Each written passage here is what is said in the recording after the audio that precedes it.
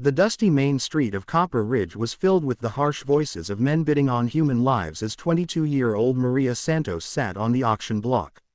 Her newborn son cradled protectively in her arms.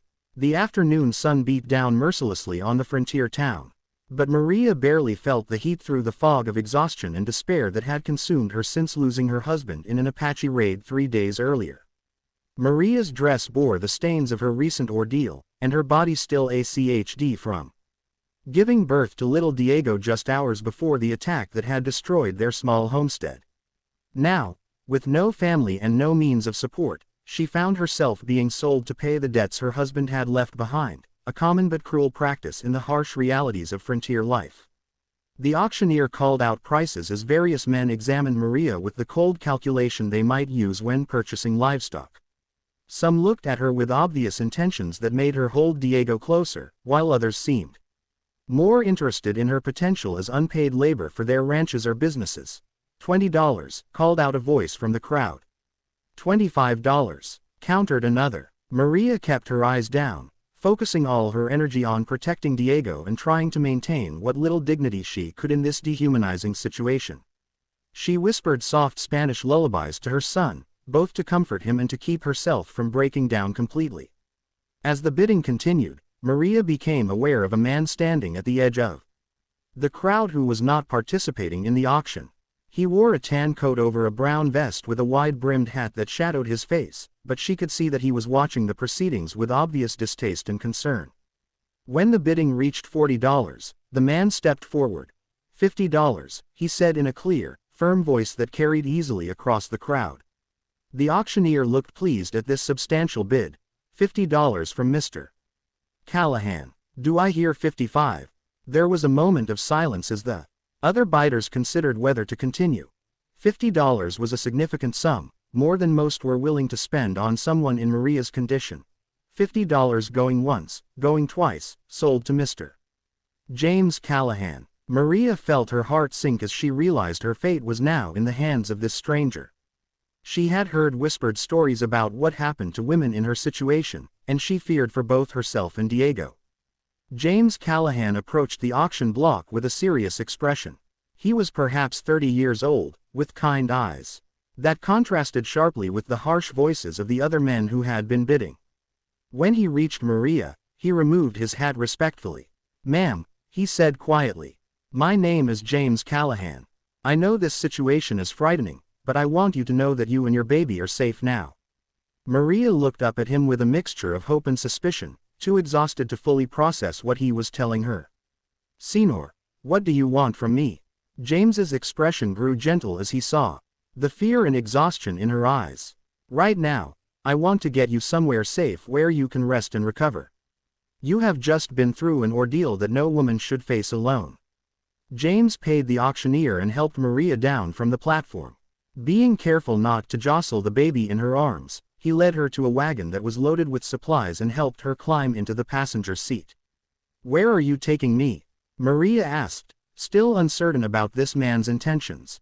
"To my ranch," James replied as he climbed into the driver's seat. "It is about an hour outside of town. You will have your own room, and you can rest as long as you need to recover your strength." As they drove through the desert landscape toward James's ranch, Maria learned that he was a widower who had lost his own wife in childbirth 2 years earlier.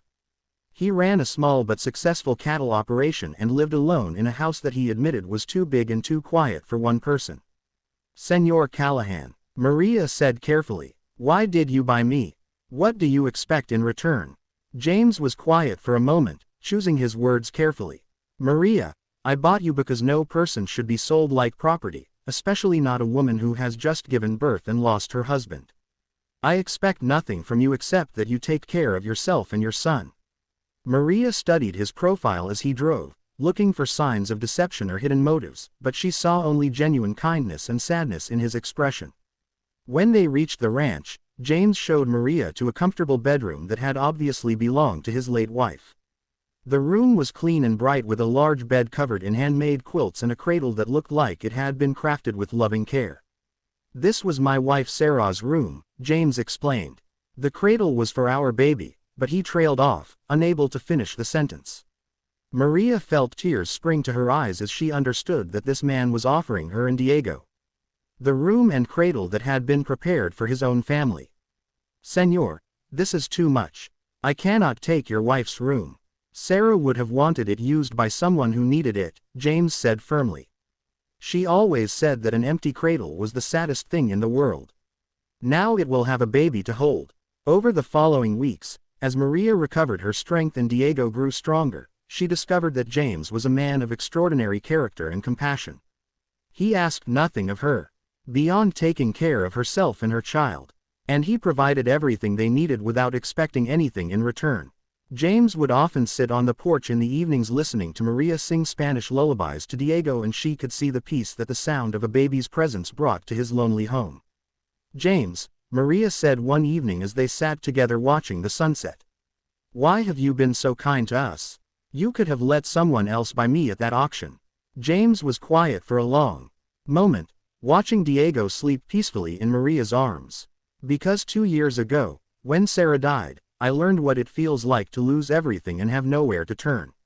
No one should face that kind of desperation alone, especially not with a newborn baby." Maria felt her heart open to this man who had shown her such mercy when she was at her most vulnerable. "James, you saved our lives. How can I ever repay such kindness?" James smiled, the first truly happy expression Maria had seen on his face since arriving at the ranch. "Maria, you and Diego have already repaid me more than you know. This house has been filled with silence and sadness for 2 years. Your presence, hear the sound of Diego's laughter, your songs in the evening, they have brought life back to a place that was dying of loneliness." 6 months later, as Diego took his first wobbly steps across the kitchen floor, Maria and James had developed a partnership based on mutual respect, shared grief, and growing affection.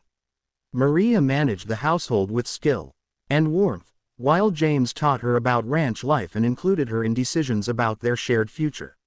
One evening, as they worked together preparing dinner while Diego played with wooden toys that James had carved for him, Maria asked the question that had been growing in her heart for weeks. "James, would you like us to stay here permanently? Not as your property, but as your family?" James set down the plates he had been arranging and looked at Maria with eyes full of love and gratitude.